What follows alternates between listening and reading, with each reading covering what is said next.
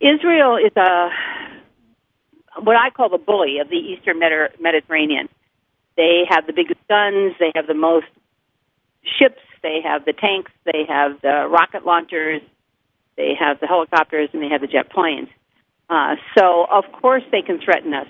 They threatened us the last time, and they threatened us this time. I don't know whether they came to their senses and decided it was not worth it for them to intercept us.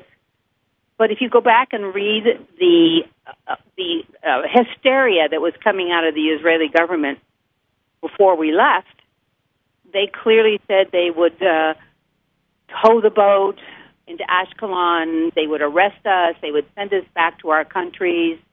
They did none of that. So they tend to be big talkers like all bullies are, but when they're confronted with nonviolent resistance in these particular two cases, they backed away. How many people actually live in Gaza today? Okay, there are 1.5 million Palestinians that live in Gaza. And just for basis of comparison, I'm in Cyprus right now, which is a lovely island. There are about 1.5 million people who live in Cyprus all the way across the island. There are 1.5 million Palestinians that live in an area about 35 miles long and about 8 miles wide. If you think of that in kilometers, it's also tiny, tiny, tiny, and they're just all piled up on top of each other. They have no building materials. They have nothing to repair their homes with. They are living in what I call an outdoor concentration camp.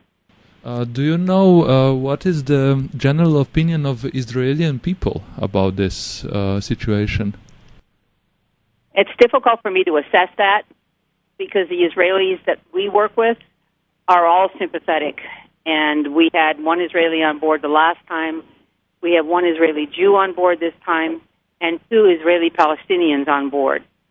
So I can only tell you from our little corner that the Israelis are appalled at what's being done in their name, just as we Americans who are involved in this particular organization are appalled that our tax money goes to Israel to do this to the Palestinians.